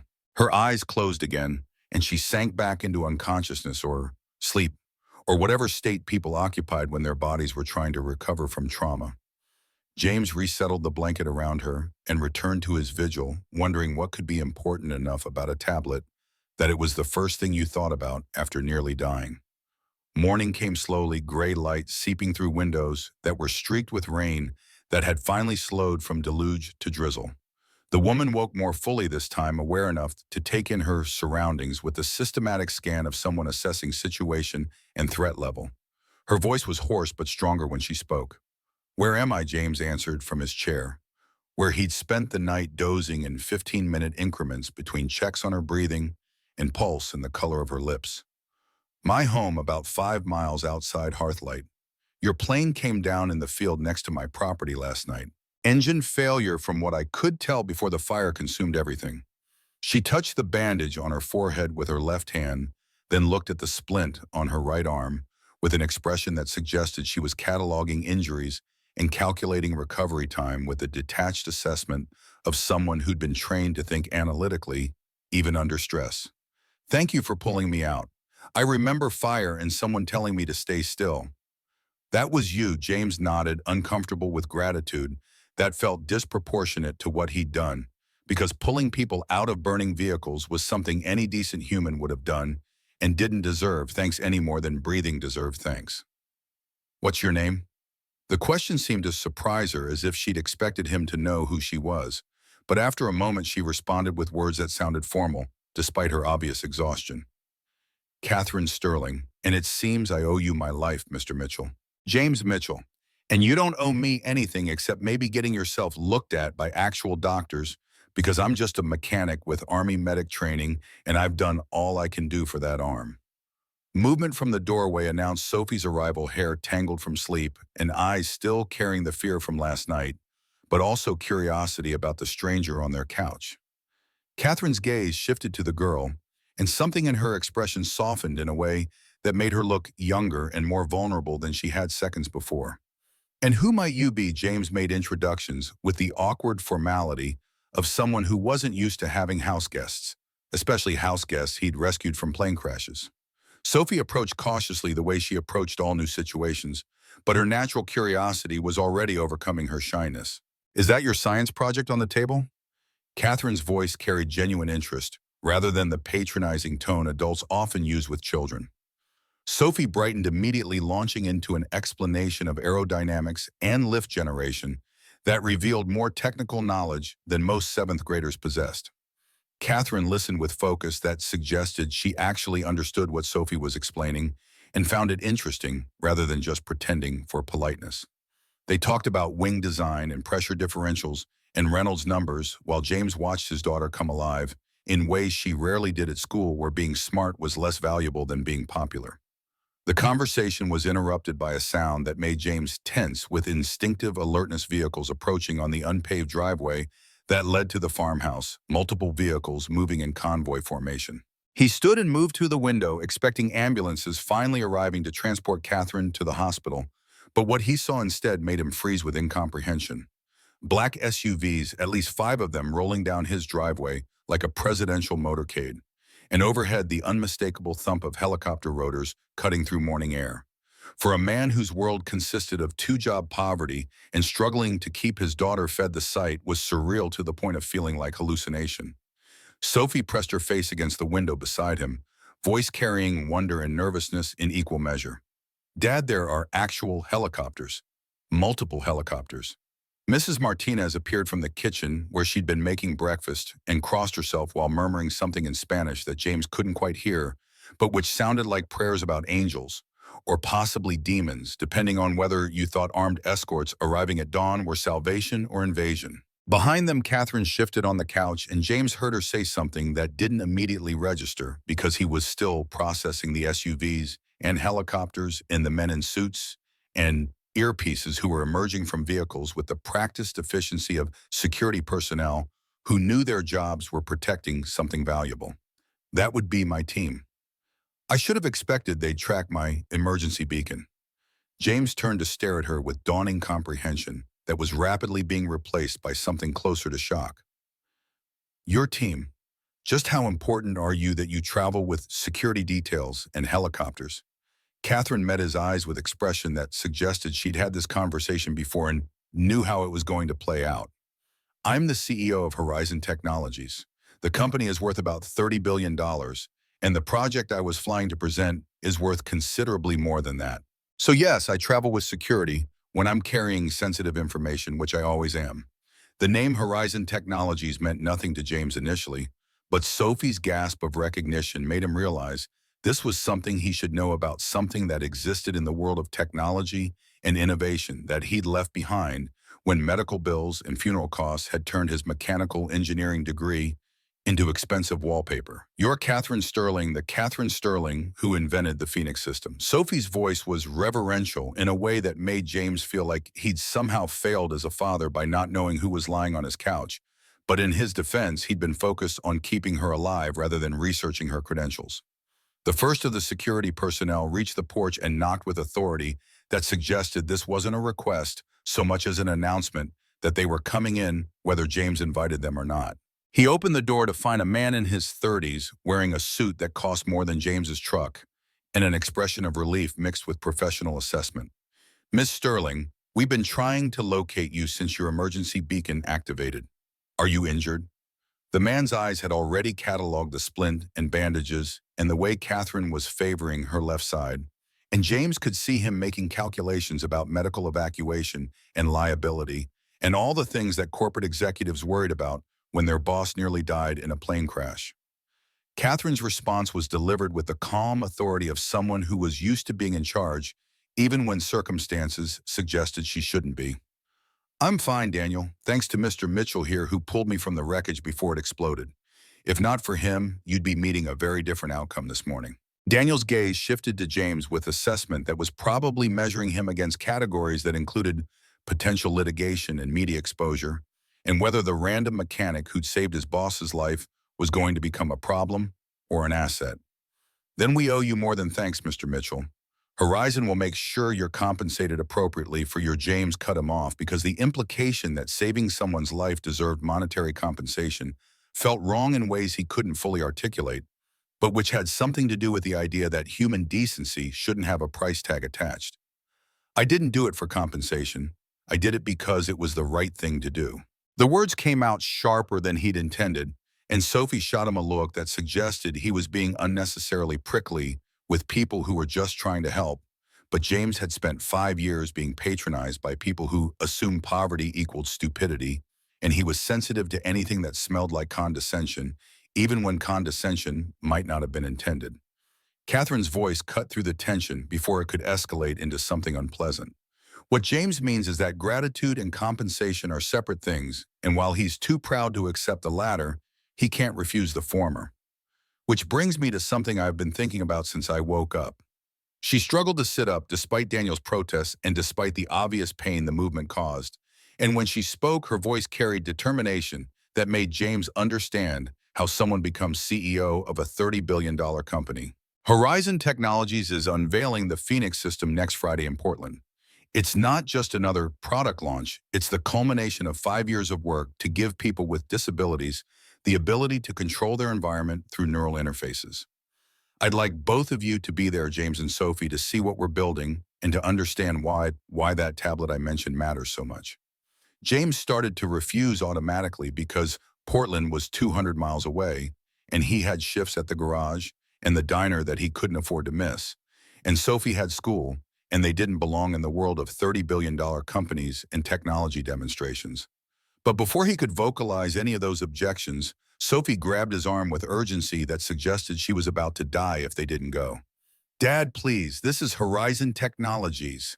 They're doing work with neural interfaces and brain-computer connections, and it's literally everything I've been studying. Please, can we go? The plea was impossible to resist because Sophie's voice carried hope that James hadn't heard since before Lauren died. Hope that maybe there was something in the world beyond poverty and struggling and 2 jobs that barely covered expenses. He looked at his daughter's face and saw his late wife's eyes staring back at him and remembered Lauren's last words about making sure Sophie had every opportunity to reach as high as her brilliant mind could take her. He looked at Catherine, who was watching this exchange with expression that suggested she understood exactly what internal calculation James was performing and knew which way it needed to come out. All right, we'll come. The words felt like stepping off a cliff into unknown territory, but Sophie's squeal of joy and the way she threw her arms around his waist made the vertigo worth it, even if he had no idea what he was getting himself and his daughter into. The week between Catherine's rescue and the Friday demonstration passed in a blur of activity that felt surreal to James, like he'd accidentally stepped through a door into someone else's life and was now just trying to keep up with the pace of a world that operated according to rules he didn't understand. Catherine had been transported to Portland for medical treatment. Her broken arm required surgery, and her concussion needed monitoring.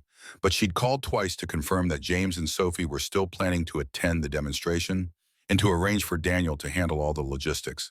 The logistics turned out to involve a hotel reservation at a place that cost more per night than James paid in monthly rent round-trip transportation in one of Horizon's vehicles, because Catherine had apparently decided that James's dying truck wasn't suitable for the 200-mile journey, and an advance payment of $2,000 that Daniel had insisted was to cover any lost wages from missing work rather than compensation for the rescue, because James had been clear about not wanting compensation.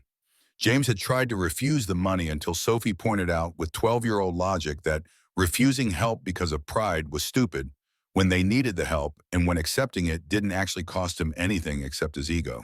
So he'd accepted and paid the propane bill and fixed the truck's radiator properly instead of with sealant, and bought groceries that included fresh vegetables instead of just rice and beans, and told himself that accepting help once didn't mean he was becoming the kind of person who expected handouts. Thursday evening found them driving toward Portland in a vehicle that was so far beyond James's normal experience that he kept expecting someone to realize there'd been a mistake and demand they return it.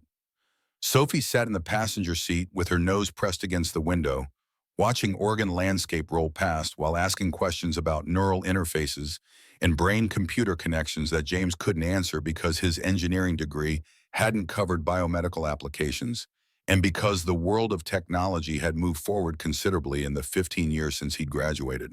The hotel was downtown Portland in a building made entirely of glass that reflected the city lights in ways that made it look like something from a science fiction movie.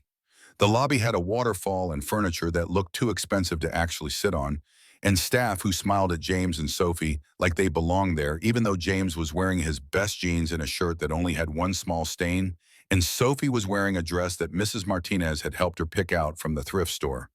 Their room was on the 20th floor with windows that overlooked the river and a bathroom that was larger than Sophie's bedroom back home. James stood at the window after Sophie had fallen asleep and thought about how strange it was that 3 weeks ago he'd been worried about affording granola bars, and now he was standing in a hotel room that cost more than he made in a month, and how none of this changed anything fundamental about his life. Because on Monday he'd go back to Hank's garage and Rose's diner, in the apartment where the heat barely worked, and the future still looked exactly as difficult as it had looked before he'd pulled Catherine Sterling from a burning plane.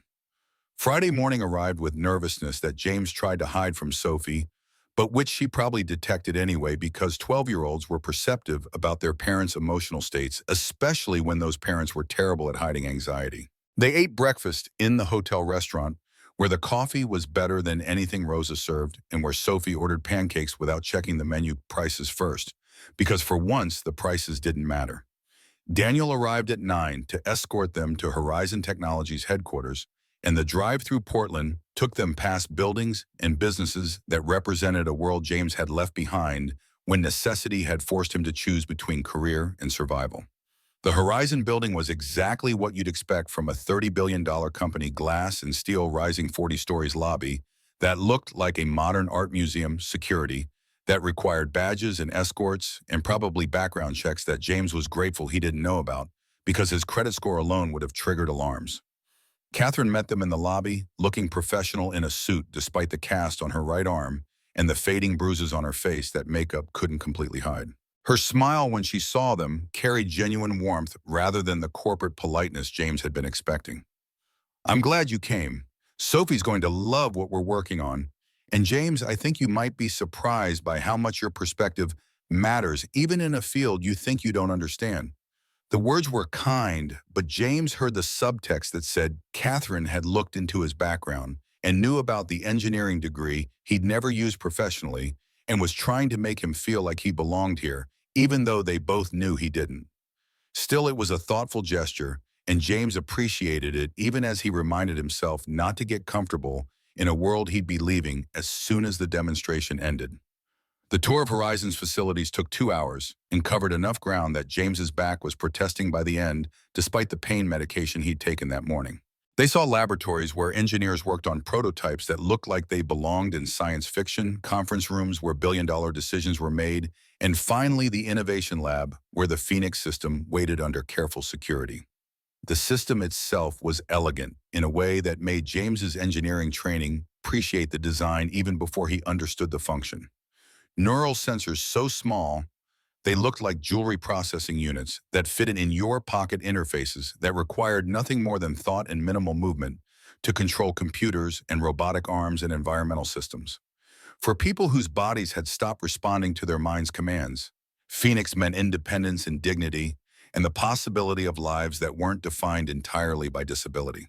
Sophie was asking questions that demonstrated she'd been reading technical papers that were probably above her grade level anyway, and the engineers were responding with the enthusiasm of people who loved their work and appreciated when someone else understood what they were trying to accomplish.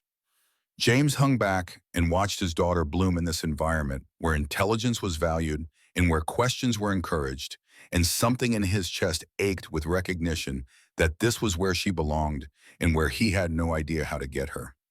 One of the senior engineers, a woman in her 50s who introduced herself as Dr. Patricia Reeves, was explaining the technical challenges of maintaining signal fidelity when James noticed something that his mechanical background flagged as potential problem.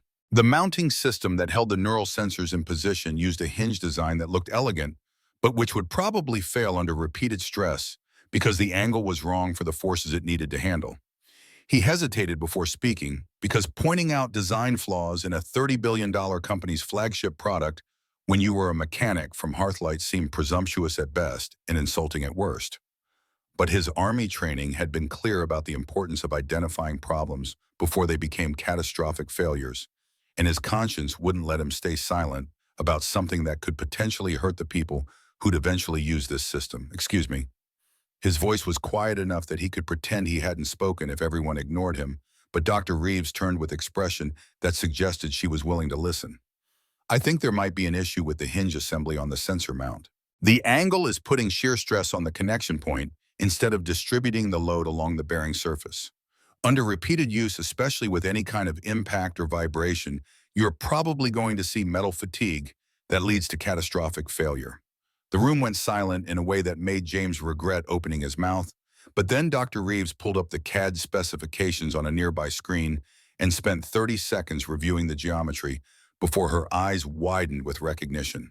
He's right, the force vector analysis shows stress concentration at exactly the point he identified. Under normal use conditions, we're looking at failure after maybe 10,000 cycles, which sounds like a lot until you realize users would hit that in less than 6 months. She turned to James with expression that combined surprise with respect that felt unearned.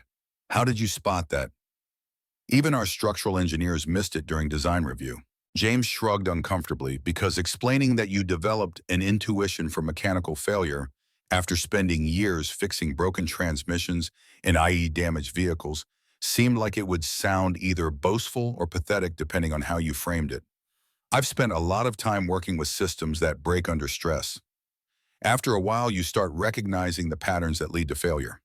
Catherine had been watching this exchange from across the room, and now she approached with expression that made James nervous because he couldn't read what she was thinking. That insight just saved us from a recall that would have cost millions and destroyed our credibility. The words were delivered calmly but with weight that suggested she understood exactly how significant the problem would have been. Sometimes the most valuable perspective comes from people who've spent their lives making broken things work again. The rest of the morning passed with James feeling simultaneously more comfortable and less comfortable, more comfortable because the engineers were treating him like someone whose opinion mattered less. Comfortable because he kept expecting someone to realize this was a mistake and ask him to leave before he broke something expensive. Sophie was practically vibrating with excitement as they moved through the facility, and watching her interact with people who took her seriously and encouraged her questions made every awkward moment worth enduring. Lunch was in Horizon's executive dining room, with views that stretched across Portland to the mountains beyond, and James found himself sitting next to Catherine while Sophie was absorbed in conversation with Dr. Reeves about neuroplasticity and signal processing algorithms. The food was better than anything James had eaten in years, and he felt guilty about enjoying it when Mrs. Martinez was probably eating tuna fish sandwiches back in Hearthlight, but Catherine seemed determined to make him comfortable, even though comfort wasn't something he knew how to accept from billionaires. "You're wondering why I invited you here." She said it as statement rather than question, and James didn't bother denying it because his confusion was probably obvious. "I thought it was because you wanted to thank me for the rescue. That's part of it. But mostly it's because Sophie deserves to see what's possible, and you deserve to see that your engineering knowledge still has value, even if circumstances haven't let you use it the way you plan." Her voice was gentle but firm. "I meant what I said about perspective. The people in this building are brilliant, but sometimes brilliance creates blind spots. We need people who understand how things fail in the real world, not just how they work in simulations." James wanted to argue that one good catch during a facility tour didn't make him qualified to work in aerospace technology, but before he could formulate the objection, Catherine's phone buzzed with urgency that made her expression shift from friendly to professional in an instant. She glanced at the screen, and her face went pale in a way that suggested the message contained bad news. "I need to take this. Daniel will show you to the auditorium where the demonstration starts in an hour." She disappeared toward her office while Daniel materialized to guide James and Sophie through more corridors of glass and steel.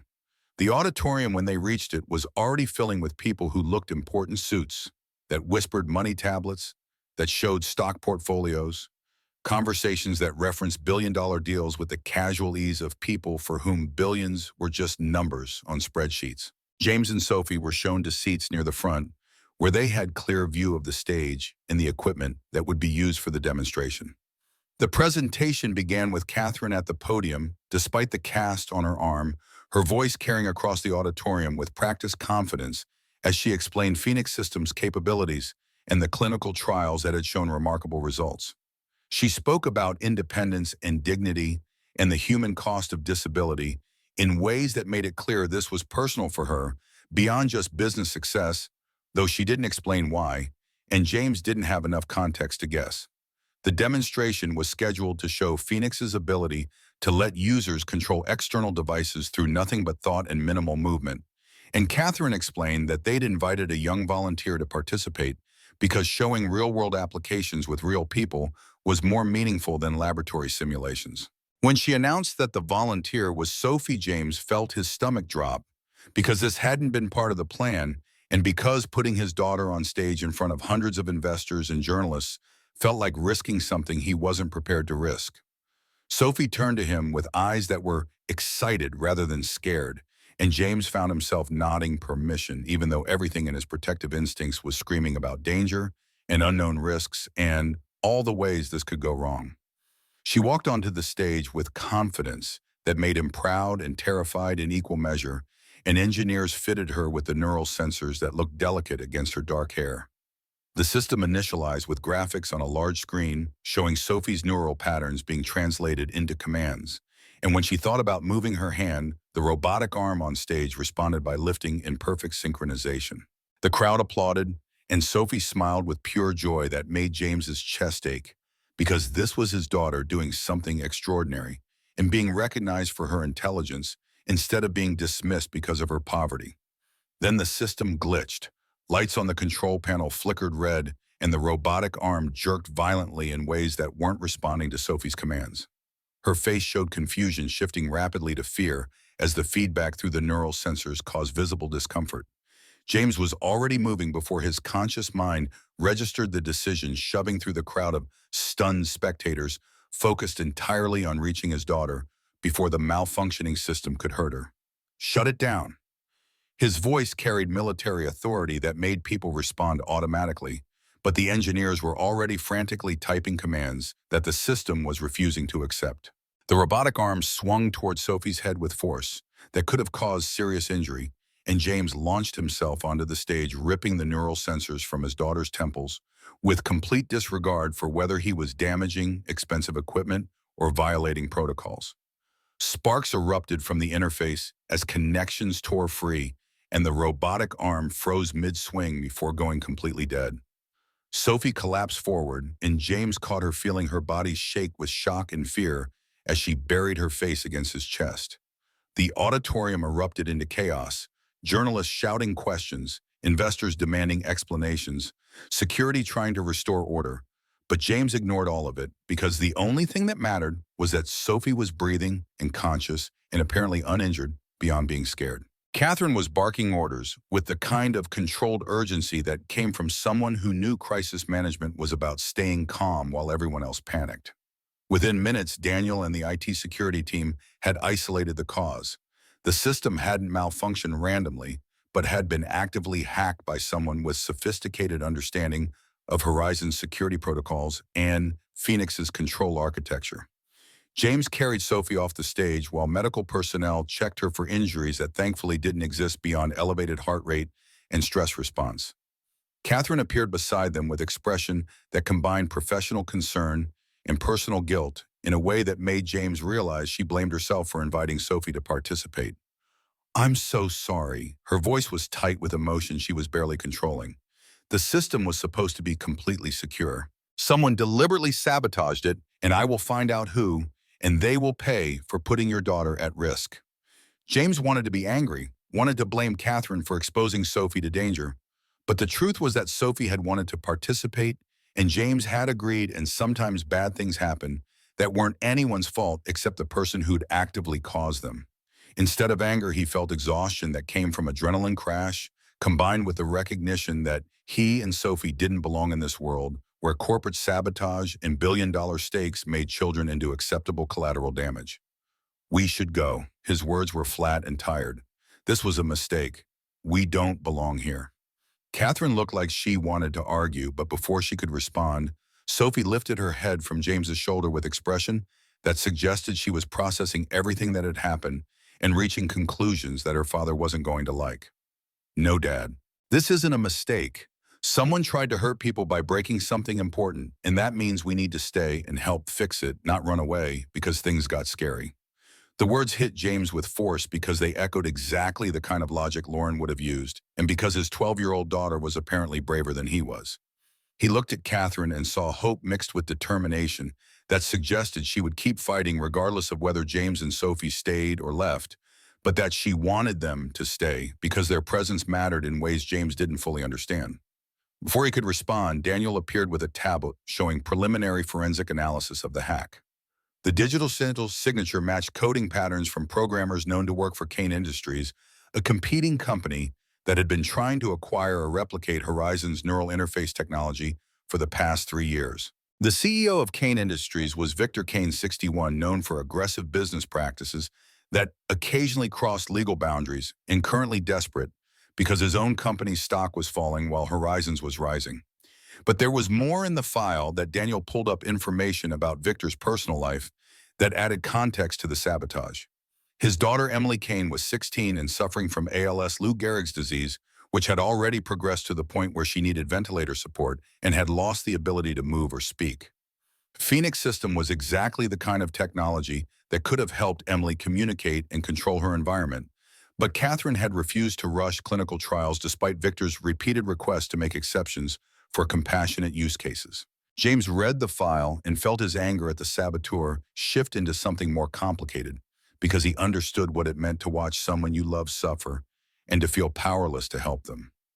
Victor Kane had made terrible choices driven by desperation and love, which didn't excuse those choices but did explain them in ways that simple villainy couldn't. The rest of Friday passed in emergency meetings where Catherine worked with FBI agents who'd arrived to investigate the sabotage, and with her board of directors who wanted to shut down Phoenix development until security could be guaranteed, and with journalists who wanted statements about whether the technology was fundamentally dangerous.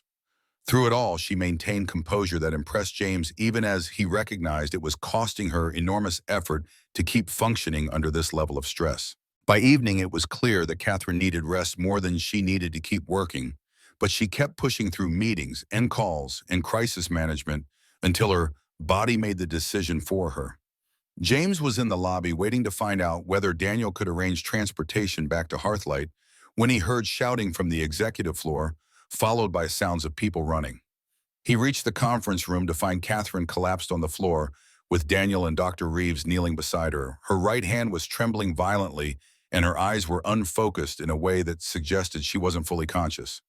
James pushed through the small crowd that had gathered, and his Army medic training took over, automatically checking airway and breathing and pulse, while asking questions about medications and known conditions. Dr. Reeves answered with obvious reluctance that suggested she was revealing information she wasn't authorized to reveal. She has Parkinson's disease. Early onset, diagnosed 3 years ago. The stress of today, combined with missed medications, triggered a dyskinetic episode. The words made pieces click into place for James, the tremor he'd noticed in Catherine's hand during their first meeting, the way she'd sometimes pause before reaching for objects, the intense focus on Phoenix system development that suddenly made sense if she was building technology that might help manage her own progressive disability. He helped get her onto a couch while Dr. Reeves administered medication that would take 20 minutes to be fully effective, and he stayed beside her until the tremors began subsiding and consciousness began returning. When Catherine's eyes finally focused on him, they showed embarrassment that made James understand she'd worked hard to keep this condition hidden, and that having it exposed publicly was humiliating in ways that nearly dying in a plane crash somehow wasn't. Now you know. Her voice was weak but carried resignation. The brilliant CEO is just another patient who's going to end up needing the same technology she's building to help everyone else. James had spent 5 years learning how to talk to Sophie about difficult topics, and some of that experience translated into knowing what to say now. The brilliant CEO is someone who's fighting a disease by helping millions of other people fight theirs. That's not weakness. That's courage most people will never have to demonstrate. Something in Catherine's expression shifted, and James thought he saw tears forming before she blinked them away and returned to the controlled competence that was apparently how she survived in a world that would destroy her if she showed vulnerability. The drive back to Hearthlight happened late Friday night after Catherine was stable enough that doctors cleared her to rest at home with monitoring rather than requiring hospitalization. James and Sophie rode in the back of one of Horizon's vehicles while Daniel drove, and while Portland's lights gave way to darkness and highway, and eventually the familiar landscape of eastern Oregon. Sophie fell asleep against James's shoulder, and he sat watching shadows and thinking about everything that had happened in the past week and how none of it fit into any narrative that made sense. Saturday morning found them back in the apartment where heat barely worked and bills needed paying, and normal life resumed its familiar patterns. Mrs. Martinez appeared with breakfast she'd accidentally made too much of, and with questions about Portland that Sophie answered with enthusiasm while James tried to process the fact that he'd gone from mechanic to someone that Catherine Sterling apparently wanted to consult about engineering problems. The phone call came Sunday evening while James was fixing the apartment's leaking faucet with parts he'd bought from the hardware store using money he probably should have saved for something more important. Catherine's voice on the line carried careful formality that suggested she'd thought about this conversation extensively before making the call. I know you said you didn't want compensation, but I'm not offering compensation. I'm offering a position. Director of Practical Applications for Phoenix System, reporting to Dr. Reeves, with a salary that's competitive for someone with your experience in education. Your job would be translating engineering theory into real-world solutions and identifying problems before they become catastrophic failures, like the hinge issue you caught. James's first instinct was to refuse because accepting felt like charity, and because he had no business working at a $30 billion company when his employment history for the past 5 years consisted of fixing transmissions and serving coffee. But before he could verbalize the refusal, Catherine continued in a voice that suggested she'd anticipated his objections. Sophie's been accepted into Horizon's Young Innovators program. Full scholarship mentorship from our senior engineers, summer internship opportunities. She's brilliant, and she deserves teachers who can challenge her instead of holding her back. So the question isn't whether you're qualified. You proved that when you spotted the design flaw that would have cost us millions. The question is whether you're brave enough to accept help building a better future for your daughter. The words hit like physical blows because they were precisely calibrated to target every vulnerability James had been protecting for 5 years. He looked at Sophie, who was pretending to read, but who was obviously listening to every word of this conversation, and he saw Lauren's eyes staring back at him and remembered her last words about making sure their daughter had every opportunity to fly as high as her brilliant mind could take her. His throat was too tight to speak immediately, but he managed to force out words that felt like surrender and liberation simultaneously. When do I start? 1 year later, on a Saturday morning in November, when the anniversary of Catherine's crash had come around again with the strange circularity that marked time's passage. James stood in the same field where he'd pulled a stranger from burning wreckage and watched that stranger's life become entangled with his own in ways neither of them could have predicted. The field had been cleared and prepared for planting, and Sophie stood beside him, holding a young oak sapling that they'd selected together from a nursery that specialized in native Oregon species. Catherine approached from where her car was parked at the field's edge, moving carefully because the Parkinson's had progressed enough that balance was becoming unreliable despite medication, and despite the prototype Phoenix interface she sometimes wore to help manage tremors. The past year had transformed all their lives in ways both obvious and subtle. James had moved from mechanic to engineer, from poverty to middle-class stability, from struggling to keep food on the table to being able to afford Sophie's field trips without calculating whether the cost meant going without groceries. But more than financial stability, he'd found purpose in work that used his skills to help people, and he'd found something else in Catherine's presence that he'd thought died with Lauren: the possibility of connection with someone who saw him clearly and valued him anyway. Sophie had bloomed in the Young Innovators program, her natural brilliance, finding expression in projects that were already attracting attention from universities that wanted to recruit her when she was old enough for college. But more importantly, she'd found confidence that came from being in an environment where intelligence was celebrated rather than mocked, where questions were encouraged rather than dismissed, where her dreams of designing aircraft weren't treated as fantasies, but as achievable goals that required hard work and persistence.